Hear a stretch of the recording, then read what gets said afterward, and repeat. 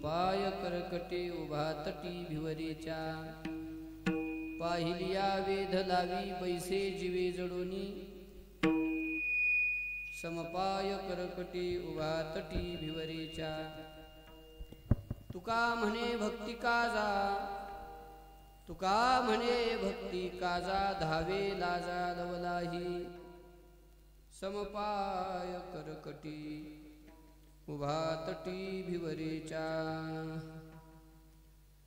घ्यावी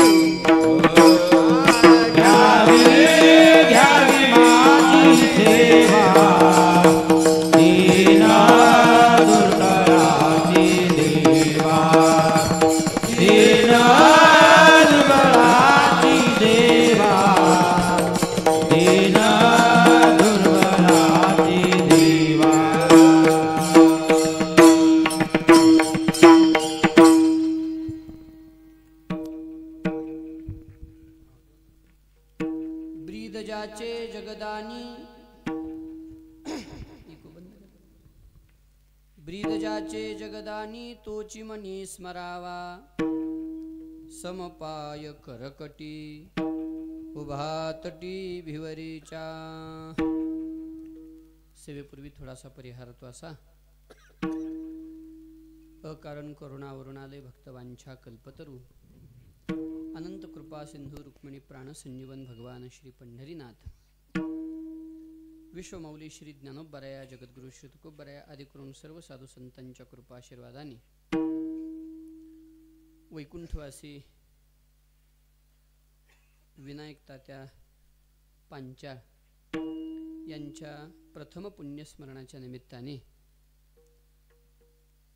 तुम्हा सर्व भाविक सज्जनांच्या सुंदर अशा उपस्थितीमध्ये सर्व परिवाराच्या प्रेमातून संपन्न होत असलेला हा एक दिवसीय हरिनाम उत्सव आणि या उत्सवातील आजची ही सेवा सद्गुरुनाथांच्या चरणी परमात्मा पंढरीनाथाच्या चरणी समर्पित करण्याचं भाग्य सर्वांच्या प्रेमातून माझ्याकडे प्राप्त झालेलं आहे। त्या निमित्तानं तुकोबारायांच्या गाथेतील 4 चरणाचा अत्यंत महत्त्वाचा प्रासादिक असा बहुतेकांच्या परिचयातील असणारा अभंग सेवेकरिता निवडलेला आहे। ब्रीदजाचे जगदानी तोची मनी स्मरावा समपाय करकटी उभा तटी भिवरेच्या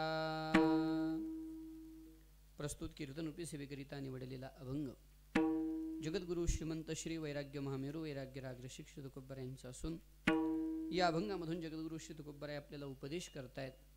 तुकोबाराय सांगतात की तोची मनी स्मरावा, त्या परमात्म्याचं मनामध्ये स्मरण व्हावं, त्याचंच स्मरण व्हावं। तोची मनी स्मरावा, मनी मनामध्ये भगवंताचं निरंतर स्मरण व्हावं, त्याचं म्हणजे नेमकं कोणाचं? महाराज सांगतात ब्रीदजाचे जगदानी त्याचं स्मरण करा म्हणजे कोणाचं स्मरण करा, याच्यासाठी सगळा पुढचा अभंग आहे. सगळा अभंग त्याच प्रवृत्तीमध्ये आहे की त्याचं म्हणजे नेमकं कोणाचं. लक्षणं सांगा, त्याची काही वर्णन सांगा, त्याचं ठिकाण सांगा, स्वरूप सांगा, त्याचा स्वभाव सांगा. या सगळ्या गोष्टी अभंगातून तुकोबारायांनी सांगितलेल्या आहेत. त्याचं नावलौकिक महाराजांनी सांगितलं. जगदानी, जो जगदानी आहे अशा परमात्म्याचं तुम्ही स्मरण करा. जगदानी शब्दाचा दोन पद्धतीनं अर्थ होतो. एक जगाला दान देणारा आणि दुसरं जगाचं दान देणारा. षष्ठी विभक्ती प्रत्ययानं विचार करता येईल, जगाचं दान देणारा. आणि द्वितीय विभक्ती प्रत्ययानं विचार करायचा झाला तर जगाला दान देणारा, जगास दान देणारा. दोन्ही पद्धतीनं पुढे विचार करू आपण. पण महाराज सांगतात तोची मनी स्मरावा, त्याचंच मनात स्मरण व्हावं, दुसऱ्याचं होऊ नये. दुसऱ्याचं जर स्मरण झालं तर काय मिळेल हो, काय मिळणार आहे. दुसऱ्याचं स्मरण झालं तर पतन, याच्याशिवाय दुसरं काही नाही. ज्ञानोबराय सांगतात की नाही, पुढे करू त्याचा विचार आपण. पण देवाचं विस्मरण हेच पतन आहे. तर मग देव सोडून दुसऱ्याचं स्मरण हे काय उत्थान असेल का? हे पतनच असणार आहे की नाही. या अर्थाने तोची मनी स्मरावा, त्याचंच स्मरण मनातून व्हावं, मनामध्ये व्हावं. म्हणजे ठीक आहे महाराज, त्याचं नाव लौकिक तुम्ही सांगितलं जगदानी, त्याचं अजून दुसरं काही लक्षण आम्हाला लक्षात येईल असं, कारण हा गुण झाला त्याचा. जगदानी म्हणजे दातृत्व हा त्याचा गुण आहे. आणि गुण काही स्पष्ट दृष्टीनं दिसत नाही, दिसण्यासारखं काहीतरी आम्हाला सांगा. महाराजांनी त्याच्या ठिकाणासहित वर्णन केलं.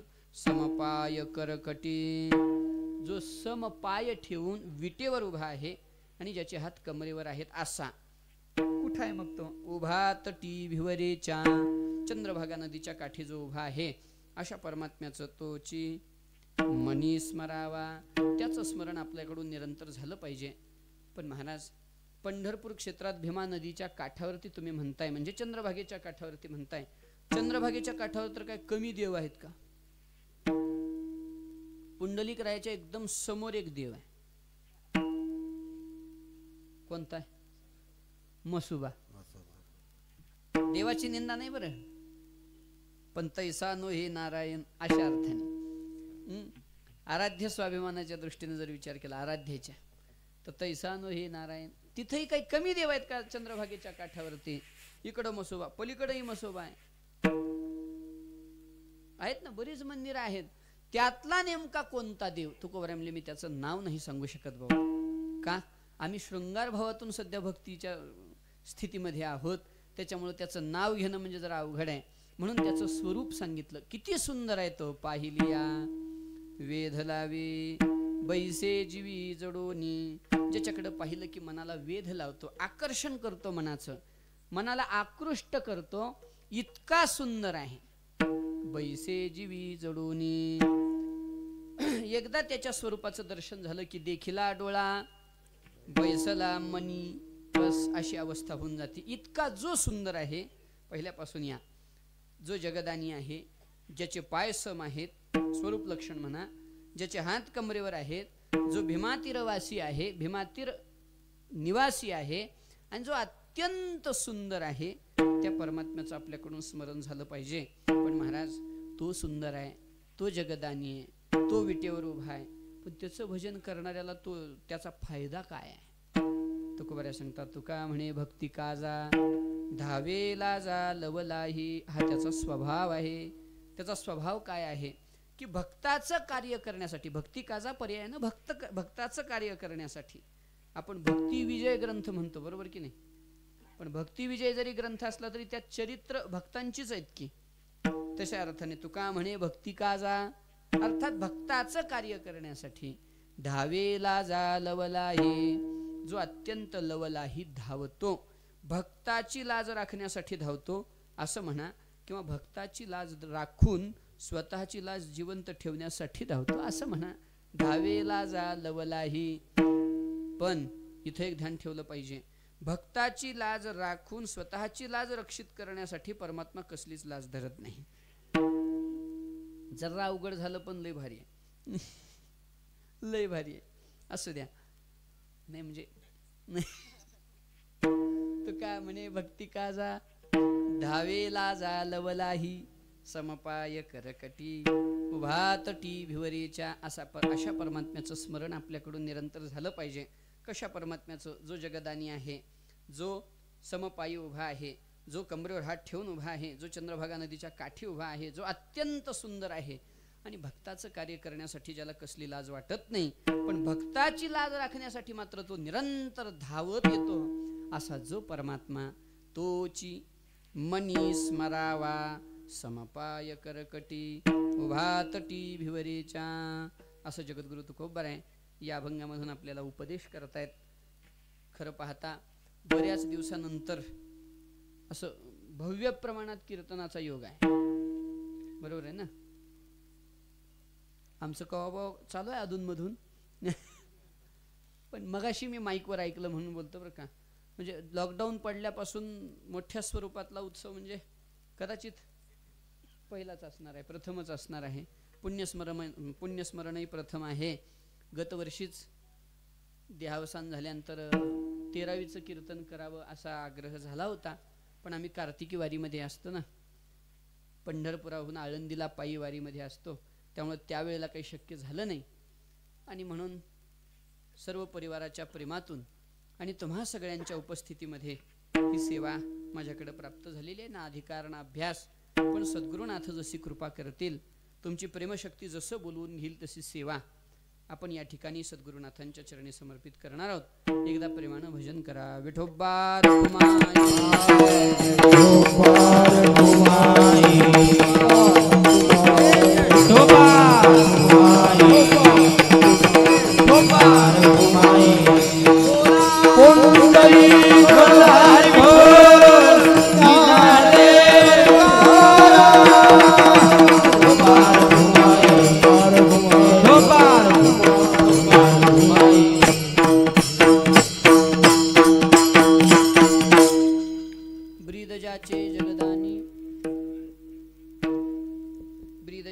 जगदानी तूची मनी स्मरावा समपाय करकटी उभा तटी भिवरेच्या. जगद्गुरु तुकोबारायांचा अत्यंत महत्वाचा असा हा अभंग आहे. या अभंगामधून जगद्गुरु श्री तुकोबाराया आपल्याला उपदेश करतायत. वास्तविक पाहता आपण सर्वजण या ठिकाणी पुण्यस्मरणाच्या उत्सवामध्ये एकत्रित आलेलो आहोत. पुण्यस्मरण पुण्यात्म्याचं आपण करण्यासाठी इथे एकत्रित आलोत. खऱ्या अर्थानं पुण्यस्मरणाचा अर्थ काय? ज्या पुण्यात्म्याने आपल्या जीवनामध्ये अत्यंत शुद्ध निष्कलंक जीवन जगलेलं आहे, त्या जीवनाचं स्मरण करावं आणि तसं जगण्याचा निश्चय आजच्या दिवशी करावा म्हणजे पुण्यस्मरण. म्हणजे पुण्यस्मरण. अन्यथा पुण्यतिथी आपण करतोच की, पुण्यस्मरण आपण करतोच की, मोठ्या मोठ्या महापुरुषांची पुण्यस्मरण होतात, पण त्यांच्या पुण्यस्मरणाला डॉल्बी लावून नृत्य चालतं. जरा नृत्य कसंच वाटायले, कारण जे ढंगात नाचणं असतं त्याला नृत्य म्हणा, मशिनीट उधळ त्याला असं उधळायले पोरं जर, तर त्याला नृत्य कसं म्हणा हो. अशी अवस्था आहे. पुण्यस्मरणाचा अर्थ समजून घेतला पाहिजे आपल्या जीवनात. पुण्यस्मरण म्हणजे त्या महात्म्यानं जे जीवन जगलं, जे जीवनातले मूल्य सांभाळले, ते मूल्य आपल्या जीवनात आणणं, त्या दिवशी त्या मूल्यांचं स्मरण व्हावं. 100-200 लोकांनी एकत्रित यावं, प्रत्येकाच्या मनामध्ये त्यांची असलेली जी प्रतिभा आहे ती प्रगट करावी आणि त्या महापुरुषाचं प्रत्यक्ष दर्शन त्या स्मरणाच्या रूपानं व्हावं. या अर्थानं पुण्यस्मरण साजरं झालं पाहिजे. आपणही सर्वजण पुण्यस्मरणामध्ये एकत्रित आलेलो आहोत आणि त्यानिमित्तानं ही सेवा तुम्हा सगळ्यांच्या मध्ये उभे राहून करण्याचा योग प्राप्त झालेला आहे. तसं दादगीला मला वाटतं वर्षातून एखाद्या वेळेला काय होईना पण येण्याचा योग हमेशाच प्राप्त होतोच असतो. आणि मग लॉकडाऊनमुळे जरा अंतर पडल्यासारखं झालं होतं, पण पुन्हा आपण सर्वजण या ठिकाणी सेवेमध्ये उपस्थित आहोत. सद्गुरुनाथ जशी कृपा करतील तशी सेवा करू. जगद्गुरु तुकोबारायचा हा अभंग सेवेकरिता निवडलेला आहे. या अभंगातून तुकोबाराय उपदेश करतायत. उपदेश का करतात, आपण का ऐकावं याचा विस्तार करत बसण्याचं काही कारण नाही. कारण संतांनी का उपदेश केला अनेक वेळा आपण चिंतनात घेऊन आलोत. बऱ्याच वेळा इथेही आपण त्या विषयाचं चिंतन केलेलं आहे की संतांचा उपदेश स्वतःची प्रतिष्ठा वाढावी, स्वतःच्या ज्ञानाचं दर्शन जगाला करवावं असं नाही. आमचे एक महाराज आहेत, त्यांनी एकदा फार गोड वाक्य मला, आम्ही रिंगणामध्ये बसलो होतो आषाढी वारीच्या, त्याला ते बोलता बोलता म्हणाले होते, महाराज विद्येचं वितरण व्हावं, विक्रय होऊ नये. ज्ञानाचं वितरण व्हावं, ज्ञानाचा विक्रय होऊ नये. आणि मला वाटतं की मला मान मिळावा म्हणूनच ज्ञान देणं विनिमय झाला की नाही. विनिमय, तुम्ही मला एक द्या, मी तुम्हाला एक देतो, याचा अर्थ काय? विक्रय झाला तो. ती विक्री झाली की एक वस्तू द्यायची आणि एक वस्तू घ्यायची. संतांनी कधी विक्रय केला नाही. न मिरवी अभ्यासिले, ज्ञानोबराय सांगतात, केलेली अभ्यासाची मिरवणी संत कधी करत नाहीत. या उलट आत्मचर्चे चतुरू ये रवी वेडा, आत्मचर्चा करताना अत्यंत प्रभावीपणानं बोलायलेला एखादा महात्मा येरवी मात्र एखाद्या वेड्यासारखा फिरतो. त्यावेळेला लक्षात एक घेतलं पाहिजे की संतांचा उपदेश हा जगाकडून मान मिळावा या अपेक्षेनं कधीच नाही.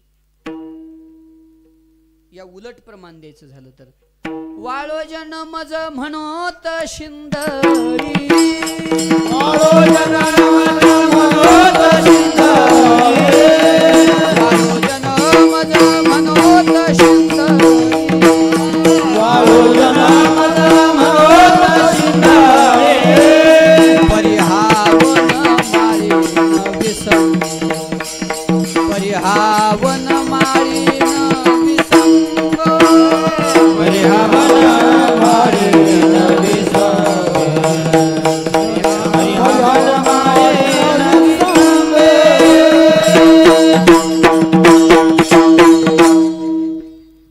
या उलट संतांची ही भूमिका आहे. कशी? वाळो जन मज म्हणोत शिंदळी, इहलोक्या महाभूषण अवकळा, समाजाने आमची अवकळा करावी. ऐशी ऐशी जीवी चाड बहो, ज्ञानोबरांनी अमानित्वम या शब्दावर बोलताना किती गोड वर्णन केलेली आहे. स्वकीर्ती कानी ना ऐकावी, पूज्यता डोळा न देखावी, ऐशी ऐशी जीवी चाड बहू, जगी अवज्ञाची करावी, संबंधी सोय न धरावी. ज्ञानोबराय बोलतात की नाही, अशी त्या महात्म्याची अवस्था आहे. वाचस्पतीचे निपाडे, सर्वज्ञता तरी जोडे, परी वेडिवे माझी दडे, महिमे भेने, तेथ सत्काराची के गोठी, की आदरा होईल भेटे, मरणीशी साठी नमस्कारिता. इथपर्यंत ज्यांची अमानी स्थिती आहे, निर्माण स्थिती आहे, निर्माण है ना, तिथं न बाणाचं लावून जमत नाही, न नळाचं लावायला पाहिजे. निर्माण स्थिती आहे म्हणजे कसलीच मानाची ज्यांच्याकडे अपेक्षा नाही, असा महात्मा जेव्हा बोलायला लागतो तेव्हा समाजाने आपल्याला भारी म्हणावं, चांगला ग्रंथ घडावं असं म्हणून नाही. बोलू नका, बोलू नका, तिकडे बोलू नका. हा, कुठपर्यंत आलो होतो आपण? संतांची मान स्थिती नाही म्हणजे मान मिळावा ही भूमिका नाही. उलट अमानी, मानदो, मान्य. किती गोड विष्णू सहस्रनामानं संगती लावली आहे बघा. अमानी संत कसे आहेत? अमानी आहेत, मान घेण्याची त्यांना हौस नाही. पण येणाऱ्याला मात्र मानदो, स्वतः मान घेत नाहीत पण दुसऱ्याला मान देतात आणि तेच जगात मान्य होतात, तेच खऱ्या अर्थानं जगात सन्माननीय राहतात असं म्हणा. अमानी मानदो मान्य, लोकस्वामी त्रिलोकदृक वगैरे आहे ते विष्णू सहस्रनाम बघून घ्या. आता सांगण्याचा हेतू, माझा विषय कुठं चाललाय की संताकडे मानाची अपेक्षा नाही. आणि जर असती, उग एक विकल्प देतो, जर असती तर ज्ञानोबरांनी ज्ञानेश्वरी मराठीत लिहिलीच नसती. ज्ञानोबरांना संस्कृत लिहिणं काहीच कठीण नव्हतं. शंकराचार्यांची ज्या उंचीची संस्कृत आहे तितक्याच उंचीची संस्कृत ज्ञानोबरांची आहे. अमृतानुभवाच्या प्रारंभीचे जर श्लोक पाहिले आपण, किती गोड श्लोक आहेत ज्ञानोबरांचे. काय अडचण काय होती? आणि आज जर ज्ञानेश्वरी संस्कृतात असती तर काशी हे विद्येचं मूळ पीठ राहिलं नसतं, आळंदी झालं असतं, आळंदी. पण ते मानासाठी करायचंच नव्हतं ना. ज्ञानेश्वरी करायची होती ती फक्त एका कारणासाठी, तिरे संस्कृताची गहने, मोडोनिया शब्द सोपाने, रचिली धर्मनिधाने श्री निवृत्ती देवे, म्हणून भलतेनी येथ सद्भावे नहावे, भलतेनी यावन इथं नहावं ही अपेक्षा होती. म्हणून प्रयाग माधव विश्वरूप पहावे, येतुलेनी संसारासी द्यावी तिळोदक. यासाठी ज्ञानेश्वरी मराठीत आली हो. मराठीत ज्ञानेश्वरी यायचं कारण आपल्यासारख्याचा उद्धार व्हावा. त्यांना जर मान मिळावा म्हणून ग्रंथ करायचा असता तर संस्कृतात मान त्यावेळेला जास्त मिळाला असता. मानासाठी नाही, एकच कारण आहे, बुडत हे जन न देखवे डोळा. बुडत हे जन न देखवे डोळा. बुडत हे जन न देखवे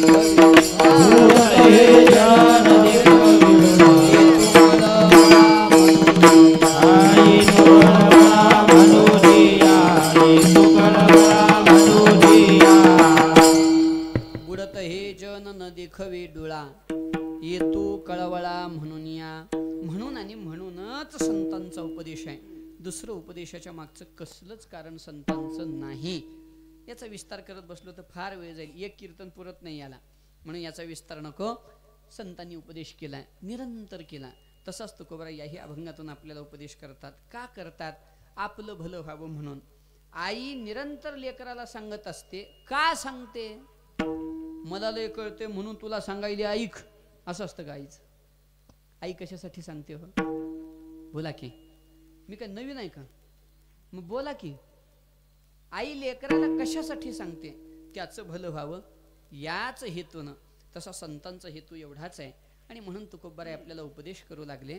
पण एक अभंगामधलं महत्वाचं विषय आहे, तो म्हणजे तुकोबारायांनी स्मरण करा, पांडुरंगाचं स्मरण करा, हे तर वारंवार सांगितलं. पण माईक बंद करा. सांगितलं इको इको बंद करायचं. भगवंताचं स्मरण करा असं तर आपल्याला निरंतर संतांनी सांगत आलेली आहेत. याही अभंगातून तुकोबाराय देवाचं स्मरण करा असं आपल्याला सांगतात. पण लक्षणाने देवाकडे निर्देश केला, देवाचं नाव घेतलं नाही. बरं का, थोडा विषय चिंतनाचा आहे. या अभंगात देवाचं नाव तुकोबारायांनी येऊ दिलं नाही. का येऊ दिलं बघा, पूर्ण अभंग चालून बघा. म्हणून मी मगाशी पुन्हा पुन्हा अभंग म्हणत होतो. का बरं देवाचं नाव घेतलं नाही? त्याचं कारण आहे, संत जेव्हा जेव्हा देवाच्या उपासनेचा विषय असतो की नाही, तेव्हा भक्तांनी 5 प्रकारांनी देवाची उपासना केलेली आहे. त्यामध्ये कधी शांत भावात, कधी शृंगार भावात, कधी वात्सल्य भावात, तर कधी सख्य भावात, तर कधी दास्य भावात. 5 भावामध्ये उपासना केली. आणि त्यामध्ये आता एकेकाचा विस्तार करत बसलो तर वेळ जाईल. अभंगाचा तो मुख्य विषयही नाही, म्हणून त्याचा विस्तार नको आता. फक्त 5 म्हणजे काय? शांत भाव म्हणजे देवाला गुरु समजावं आणि आपण त्याचा, देवाला गुरु समजावून आपण त्याचा गुरु व्हावं. मग काय व्हावं? शिष्य व्हावं. तू गुरुबंधू पिता, तूची आमुची इष्ट देवता, तूची सदा रक्षिता आपदी आमुते, तू गुरु. देवाला गुरु म्हटलं की नाही? देवाला गुरु म्हटलं की नाही? त्वमेव माता च पिता त्वमेव, त्वमेव बंधुश्च सखा त्वमेव, त्वमेव विद्या.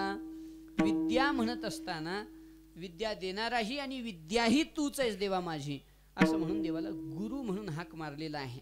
देवाला गुरु म्हणून अनेक ठिकाणी हाक मारली. माझ्या विठोबाचा कैचा प्रेमभाव, आपणची देव होय गुरु होय. देव होतो, गुरुही होतो, असा परमात्मा आहे की नाही? म्हणजे देवाच्या वास्तव जे निर्विकार स्वरूप आहे तिथं देवत्वही नाही, पण भक्तासाठी कधी देवही होय आणि देवच होय असं नाही, कधी कधी गुरु सुद्धा होय. अशा अर्थानं आपणची देव होय गुरु होय, आपणची देव होय गुरु असा परमात्मा आहे.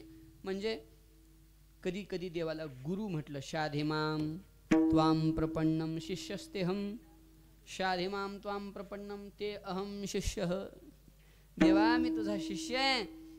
आणि मग शाधिमाम त्वाम प्रपन्नम अर्थात देवाला कधी कधी गुरु म्हटलं, कधी कधी देवाला आई म्हटलं. वात्सल्य भावामध्ये, वात्सल्य भावाचे 2 प्रकार आहेत. कधी देवाला आई म्हणावं तर कधी देवाला लेकरू म्हणावं. पण देवाला लेकरू म्हणून त्याची माय होऊन वात्सल्यानं प्रेम करायला तेवढे आपण मोठे नाहीत.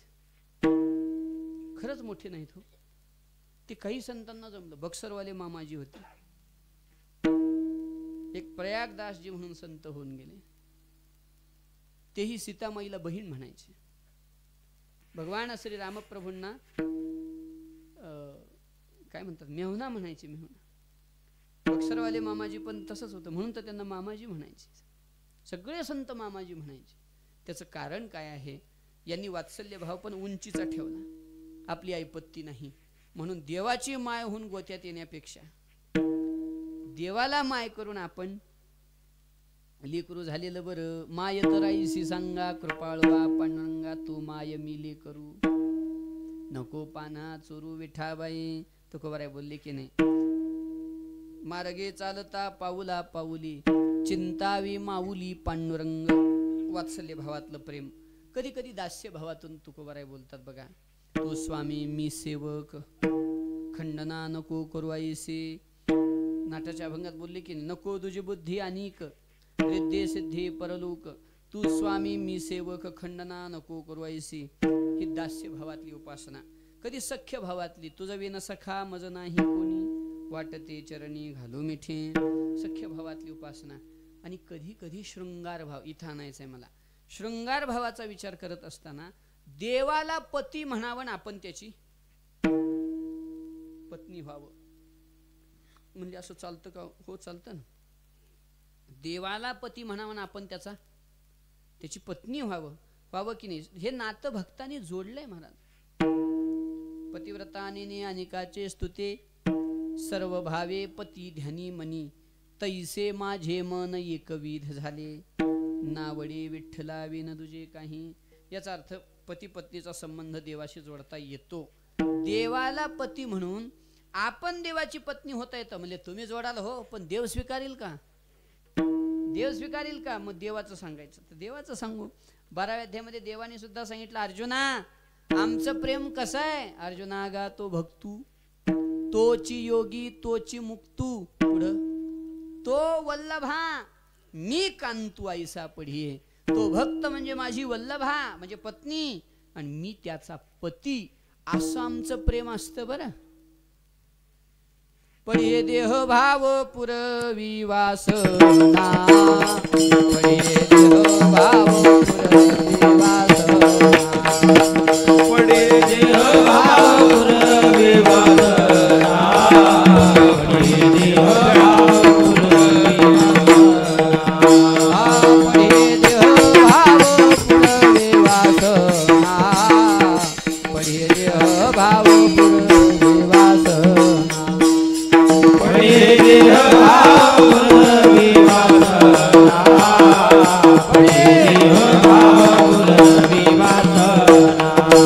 अंतिते आपणा पासी न्यावे, अंतिते आपणा पाशी न्यावे, अंतिते आपणा पासी न्यावे, अंतिते पाशी न्यावे. पढिये देह भाव पुरवी वासना, पढिये देह भाव पुरवी वासना, पढिये देह भाव पुरवी वासना, पढिये देह भाव पुरवी वासना, पुरवी वासना, पढिये देह भाव पुरवी वासना, पढिये देह भाव पुरवी वासना, पढिये देह भाव पुरवी वासना.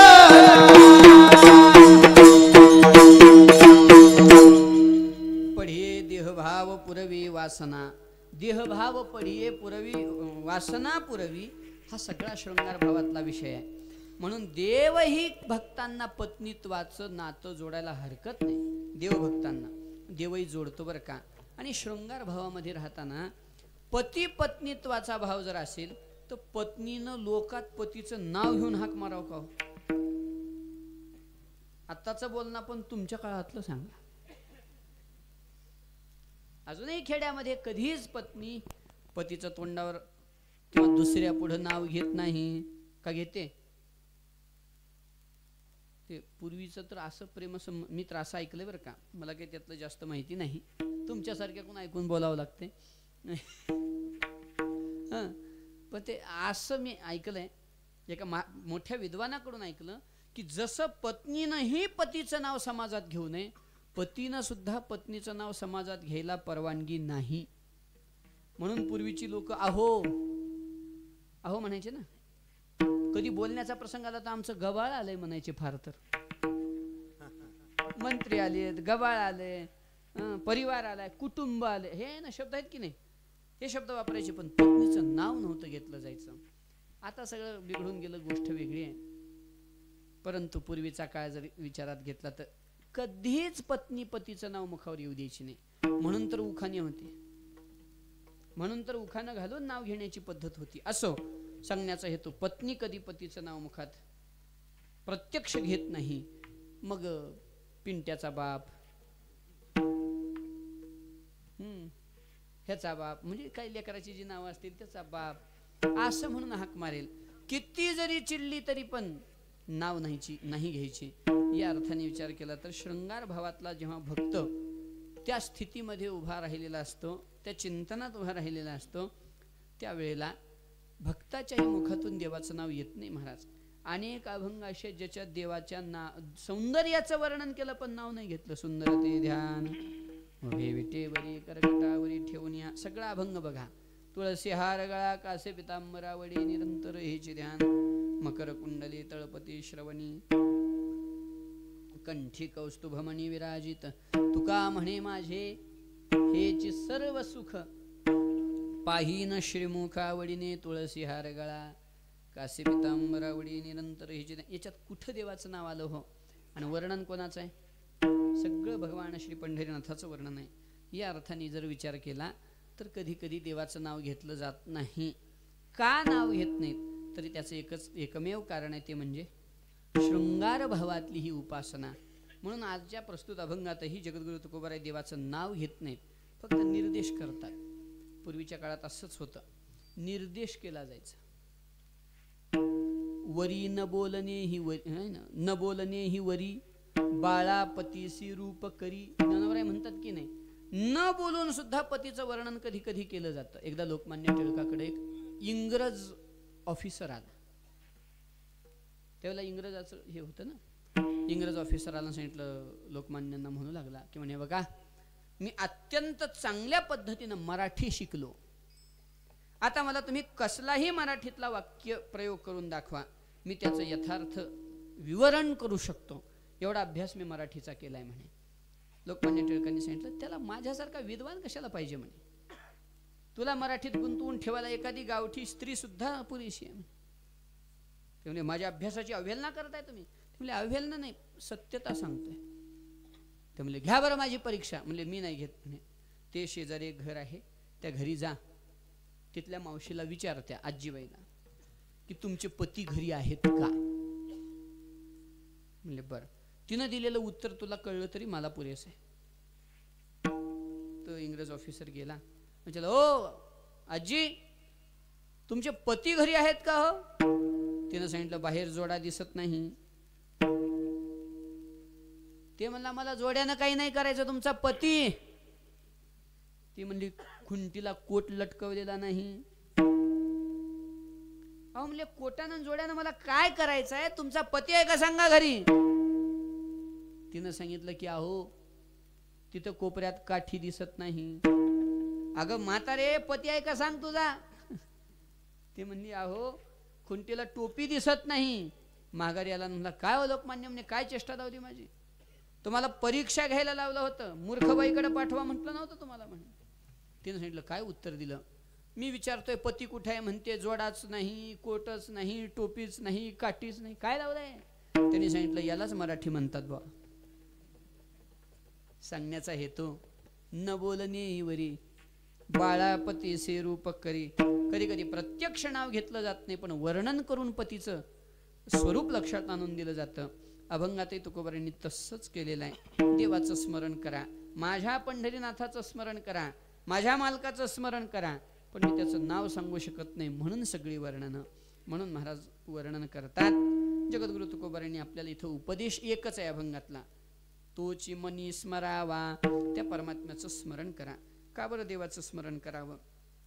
देवा व्यतिरिक्त जर दुसऱ्याचं स्मरण केलं तर काय होईल, हा जर विषय आपण चिंतनात घेतला तर नक्की काहीच होणार नाही, पण 11 वाजतील बघा. त्याच्यामुळे त्याचा विस्ताराने विचार करण्यापेक्षा थोडक्यात बोलून पुढे जाऊया.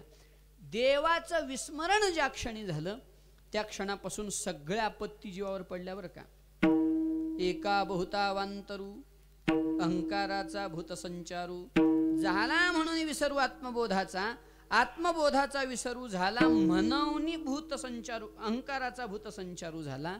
आणि मग तिथून पुढं काय झालं? इंद्रिय ग्रामीणच्या राजविधी अहम ममतेच्या जल्पवादी विकारांतरांची मांदी मिळविता ती म्हणून भूती भांबावली संसाराच्या आडवा माझी पडली वगैरे वगैरे हे सगळं पुढं झालं बरं का. असंतुष्टीची मदिरा मत्त हो आणि धनुर्धरा वगैरे वगैरे. आता बघून घ्या सगळं. हा म्हणा उगा हा म्हणा जावा, मला सोपं जाते जरा, बाकी काही. एक देव विसरला, परिणाम अहंकार आला, मी आला आणि तिथून मग पुढं पहातीने एवढी ख्याती केली, अमरपुरी तिची घरकुली 5-25 पोरी व्याली वगैरे वगैरे सुरू झालं. तिथून मग सांगण्याचा हेतू एक देव विसरला, इंद्रिया कामी भरू देहाची वरी आदरू म्हणून पडला विसरू आत्मबोधाचा. आणि आत्मबोधाचा विसर झाला जया ते आपण पे नाही दिठे स्वसुखाचे सदा खराटे तयासीची विषय हे गोमटे आवडते. आणि म्हणून तिथून मग विषयादी गोष्टीमध्ये पतन व्हायला प्रारंभ झाला. कुठून सुरुवात झाली? हो, एक देव विसरला म्हणूनच की. विसरली तया थोर झाली हानी पचतील खानी 84च्या. देवाला विसरली, त्याच्या जीवनात फार मोठी हानी झाली. काय हानी झाली? तर पचतील खानी 84च्या 84 लक्ष योनीमध्ये भटकत फिरावं लागलं. एकच कारण आहे त्याला. काय कारण आहे? तुकोबराच्या भाषेत बोलतो, तुका म्हणे राम, तुका म्हणे राम,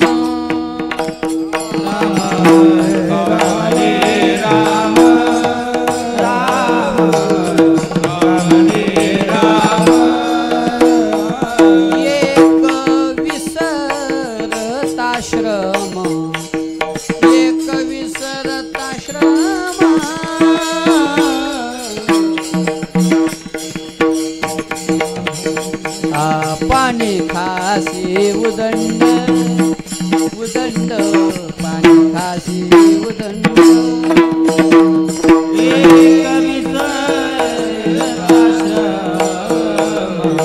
एक विसरताश्रम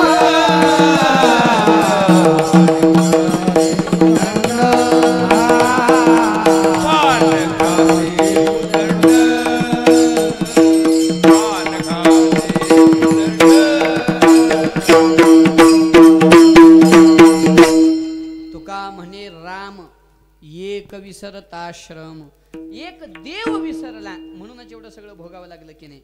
बोला की. देव विसरला म्हणून पतन झालं, म्हणून जन्म मरण आदी चक्रामध्ये आपण पडलो. देव विसरला म्हणून झालं. जाऊ द्या, देव विसरल्याचं काही तर असो हो, पण तुम्ही स्मरण करा म्हणून सांगितलं ना, मग अन्वयातच बोला. स्मरण करा म्हणून सांगितलं तर व्यतिरेकात विसरल्यावर काय होतं हे सांगण्यापेक्षा देव सोडून दुसऱ्याचं स्मरण केल्यावर काय होतं हे सांगा. ठीक आहे, अन्वयातून बोलू आपण. अन्वयातून बोलायचं झालं तरी थोडं संगतीनं बोलू.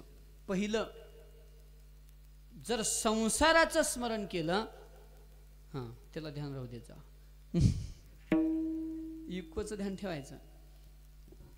प्रमाण झालं की इको बंद करायचं. कुठेपर्यंत आलो होतो? जगताचं, जगातल्या पदार्थांचं, व्यक्ती वस्तूचं ध्यान स्मरण केलं तर काय होईल, विषयाचं स्मरण केलं तर काय होईल, आणि देवाचं स्मरण केलं तर काय होईल, याचा जर विचार करू लागलो, एका एका पायरीनं चालू. संसाराचं स्मरण केलं तर काय हो, म्हणजे संसारातल्या भौतिक पदार्थाचं, म्हणजे यांचं स्मरण तर करावंच लागेल की, ह्यानं कोण आहे त्यानं कोण आहे ध्यानात ठेवावंच लागेल की. काय काय कीर्तन करा तर इतका छंद आहे बाबा बाबा, जेवढ्या गावात जाऊ तेवढ्या गावातल्या सगळ्याचे नाव पाठ. गेल्या वर्षी आम्ही कीर्तनकार बघितलो होतो,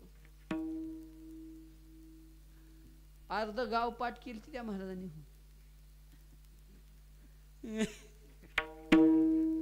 सांगण्याचा हेतू म्हणजे स्मरणात ठेवू नये असं नाही बरं का, स्मरणात ठेवावं हरकत नाही, पण त्यांचं स्मरण करण्यात निष्फलता आहे. काय फळ मिळणार आहे? जडभरतासारखा महात्मा एवढा मोठा त्याग जगताचा केला, राजवैभवाचा केला, पण शेवटी हरण स्मरणात आलं, मरणच आलं का नाही. म्हणून ध्यान ठेवलं पाहिजे, स्मरण जगताचं होऊ नये. अंतकाळी देवाचं स्मरण व्हावं यासाठी आयुष्यभर त्याचं स्मरण केलं पाहिजे. अंतीची या मती साचपण पुढले गती, ज्ञानोबराय बोलतात की नाही. म्हणून स्मरण कोणाचं झालं पाहिजे. नाहीतर बोलताना माईक मागे ठेवायचं, जरा सोपं पडतंय. कुठपर्यंत आलो होतो. अंतकाळी ज्याचं स्मरण होईल त्या स्मरणानंच आपल्याला पुढचं फळ मिळणार आहे. म्हणून जगताचं स्मरण जर करत बसलो, परिवार आदी गोष्टीचं स्मरण करत बसलो, तर नक्की आपल्याला पतन झाल्याशिवाय राहत नाही. माणसं म्हणतात का हो, जडभरत राजा हरणी गर्भा गेला, असं म्हणायसारखी गोष्ट आहे का ते. आपल्याला हातावरची तंबाखू सुटना आणि जडभरत राजाला नाव ठेवायला निघाले काही काही लोक. सरळ प्रमाण म्हणतात ही असंच असते बाबा. इंद्रा पडली भग, चंद्र झाला काळा, नार चुकला चाळा बहिण, हे बोलायच्या गोष्टी नाही. त्यांची निंदा नाही या प्रमाणांमधून. आपल्याला सावधतेचा इशारा आहे. एवढ्या भल्या भल्याचं असं झालं, आपलं कुठं लागल हे सांगण्यासाठी हे प्रमाण आहे. असो, मला तिकडे जायचं नाही आता. पण जडभरतांच्या संबंधानं जर आपण चिंतन केलं तर जगताचं स्मरण करणारा जडभरत, परिणाम हरिण जन्माला यावं लागलं. विषयाची स्मरण करणारी पिंगला वेशीचा पूर्वजन्म, पुढे पिंगला वेश्याहून जन्माला यावं लागलं. आणि देवाचं स्मरण करून मरणारी गणिका, तिला वैकुंठ प्राप्त झालं. या तीन पद्धतीचा विचार केला म्हणजे देवाचंच स्मरण किती महत्वाचं याचं चिंतन आपल्याला होईल. पहिला विचार आहे, जडभरत राजा असामान्य शूर होते बरं का. आपल्या भारत देशाला भरतवर्ष म्हणतात की नाही. आर्यावर्ते जंबुद्वीपे भरतवर्षे भरतखंडे आपण म्हणतो की नाही. शाले, मग काय पुढे जो संकल्प आहे शालिवान शक्य अमुक तमुक हे सगळं पुढे चालतं. कशासाठी बोलायलो मी हे. इतका महान राजा, इतका ऐश्वर्य त्यांच्या राज्यामध्ये होतं की तिथल्या नद्या कधी सुकत नव्हत्या, वृक्ष कधी निष्फल होत नव्हते. राज्य, राणी व संपत्ती हे सगळं त्यांच्याकडे होतं. पण एवढं असून सुद्धा देवासाठी घेऊनी जोग अवघा भोग त्यजिला, त्यजिला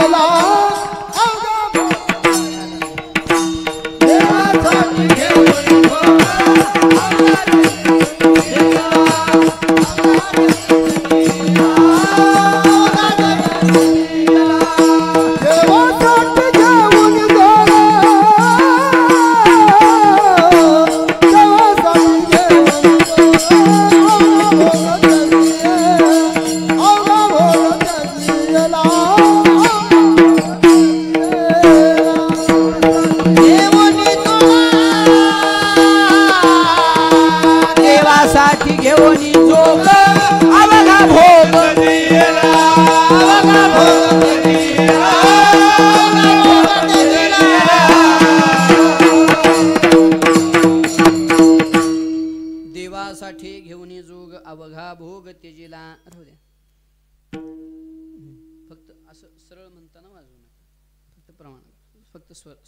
स्वर राहू द्या, फक्त स्वर राहू द्या.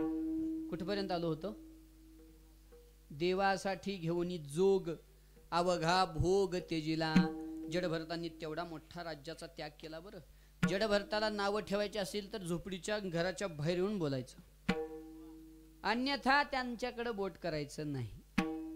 फाटका तुटका संसार आहे महाराज, कीर्तनाला सुटवना आणि त्याने म्हणायचं का जडभरत राजा हरणे गर्भा गेला. नाही, सगळ्याचा त्याग करावा मग जडभरताकडे हात करावं.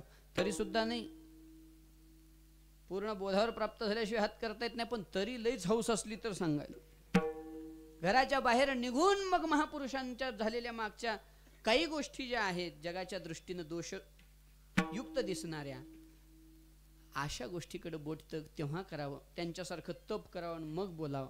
उग कुणी जीभ उचलायची बोलायचं नाही. एवढा मोठा राज्याचा त्याग केला जडभरतांनी. कशासाठी.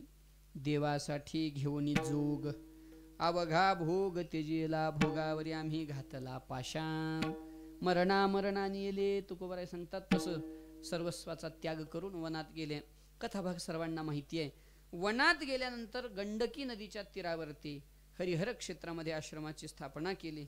अर्थात तिथं राहण्यासाठी उगा आश्रम केला. आश्रम म्हणजे काय, पूर्वीच्या काळातला आश्रम ते. आणि मग इतकी काही महात्म्यांची तर निस्पृह वृत्ती होती, निसंग्रह वृत्ती होती की पाणी प्यायला सुद्धा रांजण ठेवत नव्हते आश्रमात. तहान लागली की झऱ्याला जायचं आणि पाणी पिऊन यायचं. इथपर्यंत सगळा विषय होता. आणि असे जडभरत अत्यंत निष्किंचन जीवन जगायला लागले.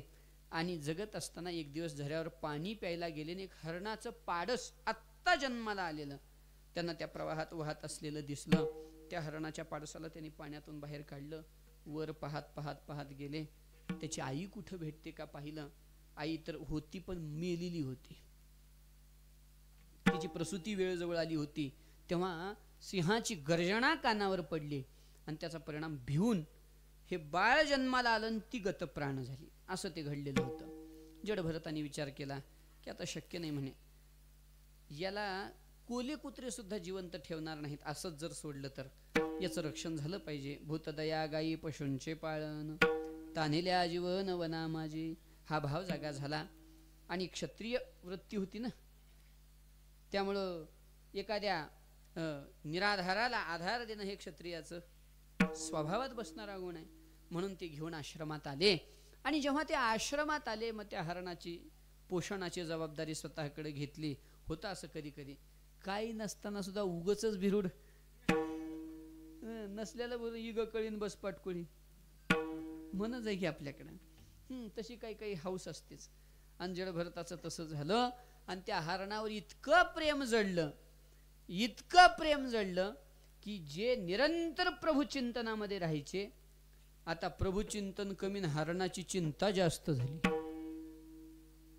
हरण मोकळं आता मोठं झाल्यानंतर ते हेच करणार. आमचे गुरुजी फार विनोदानं सांगायचे, म्हणजे सांगतात अजूनही आहेत ते, पण आम्ही नाही त्यांच्याजवळ. आता असे झाले. ते फार गोड सांगतात की म्हणे काय झालं, याचं नाव ठेवलं राजा. कोणाचं? हरणाचं. उठता बसता गोविंदासनी गोविंद शयनी पहिलंचा काळ. आता तसं नाही. आता राजा, ए राजा इकडे. ध्यानाला बसताना राजा कुठे गेलाय आधी बघायचं आणि मग ध्यानाला बसायचं. हे तर जरा परवडलं. पुन्हा मधी मधी ध्यानातून उठायचं आणि राजा कुठे गेलाय बघायचं. आता ध्यान देवाचं का राजाचं? इतकं त्या राजाचं ध्यान लागलं. पण राजाला एक दिवस राणी भेटली. गेला राजा निघून राणी संग. काय झालं असेल त्यांची बातचीत, काय तर आतिक्या खंडाला म्हणून.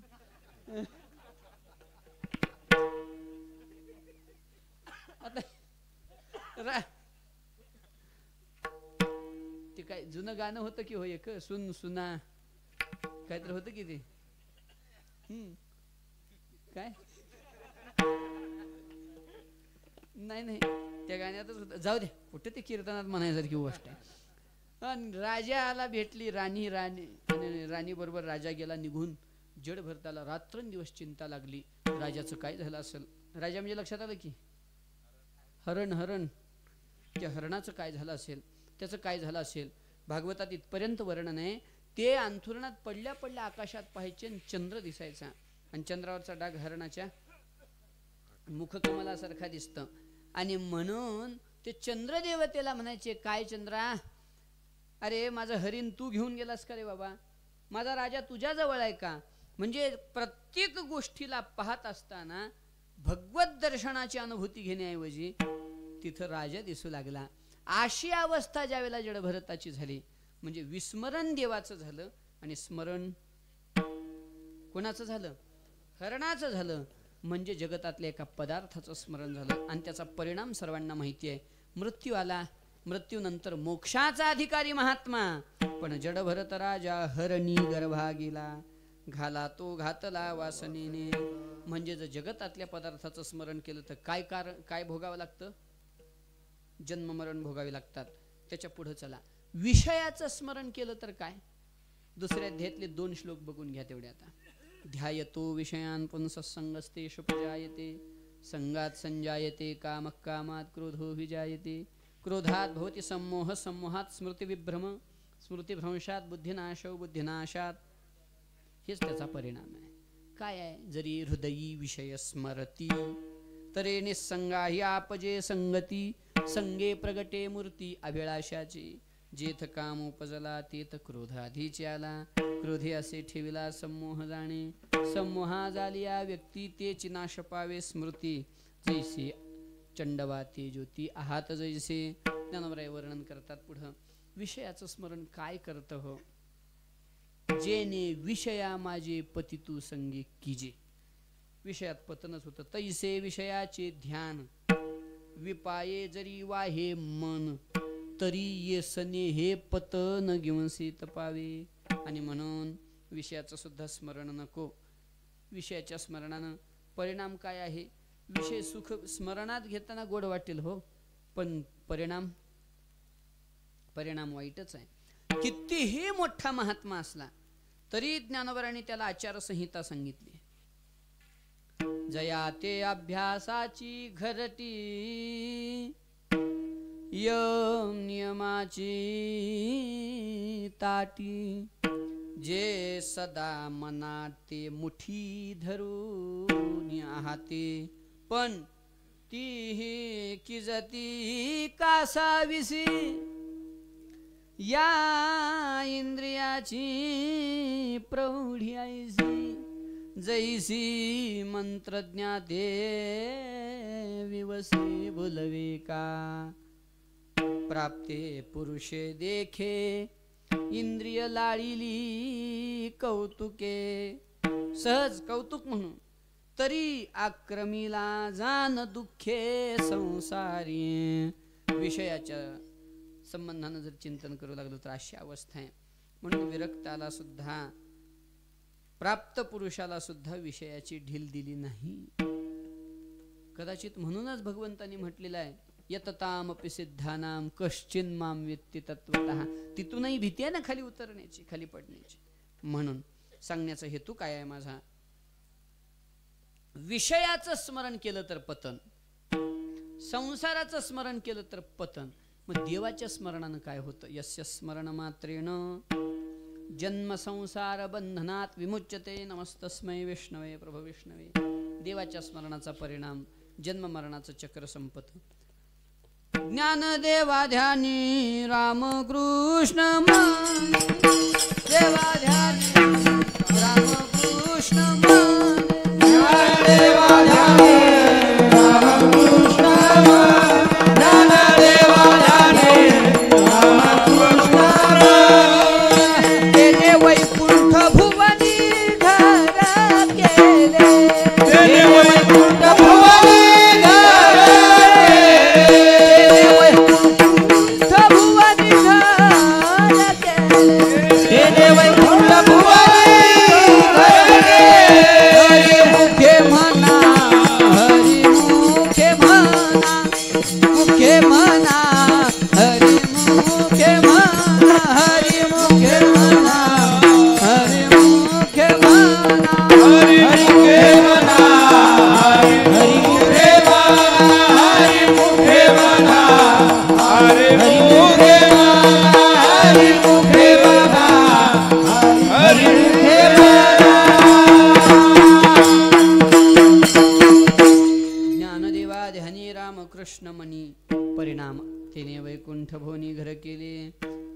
स्मरणाचा परिणाम काय? वैकुंठ भुवनी घर केले. आणि विषय आदी गोष्टीच्या स्मरणाचा परिणाम काय? जन्म मरण आदी दुःखाचा कारण ठरतील. म्हणून तुकोबाराय सांगतात तोची परमात्माच निरंतर स्मरणात घेतला पाहिजे. ठीक आहे महाराज, मग मनामध्येच का? कारण रोग मनाला झाला तर औषध कुठं दिलं पाहिजे? रोग कुठं झाला हो? मनाला झालेला ना रोग. रोग कुठं झाला? मग औषध कुठं गेलं पाहिजे? मनाला. या ज्ञानोबरांच्या भाषेत बोलू का व्यवहाराच्या भाषेत? दोन्ही सांगतो. एक जण डॉक्टरकडे गेला. डॉक्टरला सांगितलं डॉक्टर साहेब हातामध्ये फारच मुंग्या होऊ लागल्यात, मला विंचू चावलाय बहुतेक आणि मला काहीतरी औषधं द्या. डॉक्टरांनी एक क्रीम दिलं लावायला आणि जिथं विंचू चावला तिथं लाव बाबा. आता जिथं विंचू चावला तिथं लावल्यावर घरी येऊन जिथल्या भिंतीवरून विंचू चावला त्या भिंतीला लावावं का क्रीम? बोला की दादगीचं कसं आहे? भिंतीला क्रीम लावल्यावर विंचू उतरेल का? नाही ना. जिथं विंचू चावला तिथं क्रीम गेलं पाहिजे. घडलेला प्रसंग आहे. मी ज्यांच्याजवळ होतो ऋषिकेशला, त्यांचा एक सेवक, अत्यंत भोळा माणूस, कधीच बाहेर न पडलेला. ही गोष्ट आहे जवळजवळ 1985च्या आसपासची. आणि गुरुजींच्या, त्याला कळतं तसं तो गुरुजींच्या सेवेत आहे. दोघं एकाच वयाचे जवळपास. पण जसे गुरुजी गावाच्या बाहेर पडले, ते अभ्यास करण्यासाठी पडले आणि हा चिंतनासाठी पडला. त्याचं काही त्याला हे नाही. आणि मग 85च्या सालामध्ये एक रेल्वे अपघात झाला होता. त्या आसपास मागं पुढं असेल थोडंफार, आणि त्याच्यामध्ये याचा हात मोडला. हे होतं रेल्वेत. डॉक्टरकडे गेला. डॉक्टरकडे गेल्यानंतर आता तेवढे पेशंट सगळे, म्हणजे त्यावेळेला एवढ्या सुविधाही नव्हत्या. खरखर खरखर घेतलं डॉक्टरांनी, प्लास्टर करायला सुरुवात केली, ते स्क्रिप्ट बँडेज लावायला सुरुवात केली. म्हणजे तिथल्या तिथं त्याला काय म्हणतात, पहिल्यांदा प्राथमिक उपचारामध्ये, पुन्हा मग मोठ्या हॉस्पिटलला नेऊन वगैरे त्याचा हात व्यवस्थित करावा म्हणून स्क्रिप्ट बँडेज बांधायची झाल्यानंतर यानं विचारलं, साहेब या हाताला करताय काय तुम्ही? त्याने विचारलं, तुमचा हात मोडला ना. मला हे दुखत नाही, इकडचा दुखतोय. आखी स्क्रिप्ट बँडेज बांधायची झाल्यानंतर मग सांगितलं इकडचा दुखायला. हो, इकडं कशाला झटायला, इकडचं पुन्हा करा, आधी इकडचं करा म्हणे. इकडचं पुन्हा करा, आधी इकडचं करा. आता किती जरी स्क्रिप्ट बँडेज नाही प्लास्टर जरी केलं तरी हा हात नीट होईल का? का होत नाही? जिथं रोग झाला तिथं औषध गेलं पाहिजे. हा विषय चालला आपला. गुडघा दुखायला म्हणून गुडघ्याला औषध लावावं का काय करावं? आषाढी वारीत वरवणच्या मुक्कामाला होतो आम्ही. तुकोबराकडून चालतो. त्या असतात ना गाड्या, त्या गाड्याकडे गेलो. आमच्या सोबतच्या एका मुलाला खोकला फार त्रास देत होता. त्याला म्हणला, हो खोकला लागला, विक्स द्या म्हणलं. त्याने विक्सची डबी दिली. पण ती डबी कशाची होती कुणीच बघितली नाही. आणि मी म्हणलं, अरे हे विक्सचं लिक्विड आहे बहुतेक. आणि जा रे पे म्हणलं 2-3 टोपण. काय होतं त्याला? आणि खोकल्याचं औषध 2-3 टोपण पेलं तरी काही होत नाही, फक्त जास्त झोप लागते एवढंच. मला आता झोपायचंच आहे, आरती झाली होती. पालात गेलं की जेवायचं झोपायचंच आहे. पे म्हणलं 2-3. आणि त्यानं टोपण उघडल्यावर 10 फूट वास घुमायला त्याचा. एक टोपण पिलंही त्यानं. आणि पिल्यावर मी म्हणणार वास वेगळा चलाय, मला बघू दे. ते विक्सच होतं, पण पाय हात दुखायल्यावर लावून चोळायचं. आता खोकला किती दिवसानं नीट होईल सांगण्याचा हेतू. जे रोग आहे ते औषध, आणि जिथं रोग आहे तिथं औषध गेलं पाहिजे, हे सांगायचं आहे मला. सांगण्याचा हेतू. तसं रोग मनाला झाला, औषध कुठं गेलं पाहिजे? आता ज्ञानोबरायचा दृष्टांत देतो. माणसाला भूक कुठं लागते? डोक्याला. डोक्यालाच की. मग कुठं? नाही, आम्ही तेरणीच्या इकडल्या बाजूला राहतो. हे गाव इकडल्या बाजूला आहे म्हणून विचारायलो कसं काही बदल असला तर. बरोबर नाही? माकणीला आश्रम नदी आपल्या ह्या तेरणीच्याच पण दक्षिण दिशेला आहे, हे उत्तर दिशेला आहे म्हणून काही वेगळं आहे का म्हणून विचारायलो. हो, भूक डोक्याला लागते ना. इकडं कुठं लागते भूक? पोटाला. पोटाला भूक लागते. अगदी बरोबर उत्तर आहे. मग पोटाला भूक लागते म्हणून जर एखाद्याच्या पोटावर इतभर भाताचा थर लावला, भूक जायला पाहिजे की? 5-6 भाकरीचे बिंडे आणि इतभर भाताचा थर लावले तरी भूक जायला पाहिजे का? पोटाला लागते ना. भूक कुठं लागते आता सांगा? पोटात भूक लागते. अन्न कुठं गेलं पाहिजे? का वसग्रही तोरण बांधिले, उपवासिया अन्य लिंपिले, कुंकुम शृंगार केले कांतहिनेने. जर भूक पोटात लागत असेल तर अन्नही पोटात गेलं पाहिजे. रोग मनाला झाला असेल तर स्मरणही मनानं झालं पाहिजे. म्हणून तोची मनी स्मरावा. म्हणजे महाराज मगापासून म्हणताय तो तो तो मान्य झाला. आता आम्हाला जगताच्या स्मरणानं आणि विषयाच्या स्मरणानं जन्म मरणाच्या खंडनेतून बाहेर पडणार नाही. देवाचंच स्मरण केलं पाहिजे. पण त्या देवाचं म्हणजे नेमकं तोच, त्याचं म्हणजे नेमकं कोणाचं? महाराज सांगतात, वेदजाचे जगदानी ज्याचं जगदानी हे ब्रीद आहे. देवाला जगदानी म्हटलं इथं महाराजांनी. जगदानी का? जग निर्माण करणारा तो म्हणून जगदानी. उगं थोडक्यात बोलतो, आता वेळ घालवित नाही. हे जग निर्माण कोण केलं असं जर विचारलं तर काही माणसं म्हणतात हे मायेचं कार्य आहे. बरोबर आहे, पण क्रियाशक्ती मायेची आहे हो. पण द्रव्यशक्ती आणि ज्ञानशक्ती तरी भगवंताची मानावी लागेल की नाही. बोलू का? बोला म्हणलं तर बोलतो. कस करू द्या? हा नाही काय तर म्हणा. मग आता बोलतो. मला सांगा, सुंदर एखादं आपल्या गावामध्ये घर बांधलं, सुंदर घर बांधलं. आपले पाहुणे ते घर होण्याच्या आधी आले होते, आता घर झाल्यावर आले. त्यांनी विचारलं, का इतकं सुंदर घर कुणी बांधलं आपल्या गावात? कुणाचं नाव सांगता? हा, कुणाचं नाव सांगता? बोला की. घर मालकाचं नाव सांगता का जन बांधलं त्या मिस्त्रीचं? बोला हो. घर मालकाचं नाव सांगू ना आपण का मिस्त्रीचं नाव सांगतो? मी जरा संकीर्णतेत बोललो, ज्ञानोबा व्यापकतेत बोलतात. आगारा ये नगर केले, यया बोला साचपण आले, निरुते पाहता काय शिणले रायाचे हात. ज्ञानोबराय आता ज्ञानोबरायचं आहेत ते नगरावरच बोलणं, ते घरावर कसं बोलतील हो. माझा विषय काय चालला, घर बांधलं मिस्त्रीनं, नाव कोणा झालं? आता मालकाचं नाव घ्यायला मालक काय तिथे इटा उचलत होता का वाळू उचलीत होता का सिमेंट कालवीत होता? काय केलंय मालकानं? का गुन्ह्यात घेतलं का वळिंबा लावला? मालकाचं एकच काम असतं घर चालू असताना, असून वळिंबा नसून खोळांबा. काहीच काम नाही पण तो लागतो, त्याच्याशिवाय होत नाही. त्याचं काहीच काम नाही पण त्याच्याशिवाय. मला वाटतं जगताच्या निर्मितीचं तसंच आहे. इथं ज्ञानोबरांनी सांगितलं, एक सुंदर नगर बनवलं एखाद्या राजानं. कोण बांधलं म्हणजे राजाचंच नाव घेतात की नाही. राये नगर केले, यया बोला साचपण आले, परी पण निरुते पाहता काय शिणले रायाचे हात. नगर बांधताना राजा काय खडीवाळू उचलायला होता का? नाही. तसं सृष्टी निर्मितीच्या वेळेला मायेचं जरी हे कार्य असलं तरी देवाशिवाय झालं नाही. देवानं जरी काही केलं नसलं तरी देवाशिवाय झालं नाही. कोण निर्माण केलं हे जग?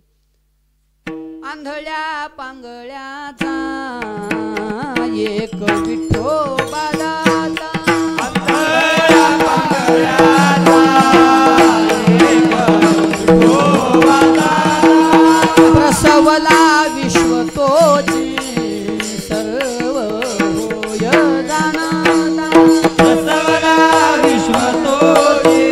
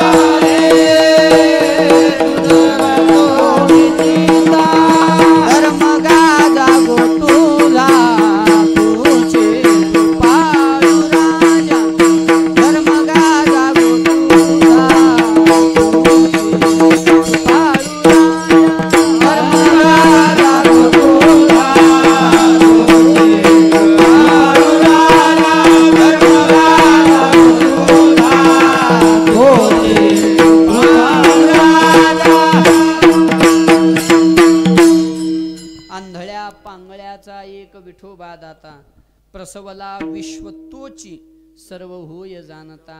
या जगाला निर्माण करणारा कोण आहे? तोची. जेने हे विश्व निर्मिले, महर्षी देवा संस्थापिले, 21 स्वर्गाते रचिले, सत्ता मात्रे आपुलिया, एकले न कंठेचे म्हणून येणे, केली निर्माण 14 भुवने, गगन मेघ सूर्य चंद्र तारांगणे, 5 महाभूते भौतिके भिन्न भिन्न. अर्थात एकी एकटाच्या सुनी कला, विश्वी विश्वाकार होण्या ठेला, जया परिओ तैसाची गमला, नंदनंदन हा चौदांबुलाओ. एवढं बोलून मला एकच साधायचं आहे, जग निर्माण करणारा तो परमात्मा म्हणून जगदानी. बस वेळ घेत नाही. आणि दुसरा विचार जेव्हा आपण करतो तेव्हा जगाला दान देणारा, जगातल्याला तर त्यानं दान दिलंच पण समग्र जगालाच दान दिलं, त्याचं दातृत्व कुठवर सांगावं आता. त्याच्या भक्तांना तर तो देतोच, यात संशयच नाही. येथे नाही झाली कोणाची निरास, आल्या याचकास कृपेविषयी. हा परमात्मा इथं त्याच्या दारात गेलेला नाही म्हणतच नाही. विटेवरी ज्याची पाऊले समान, विटेवरी ज्याची पाऊले समान, विटेवरी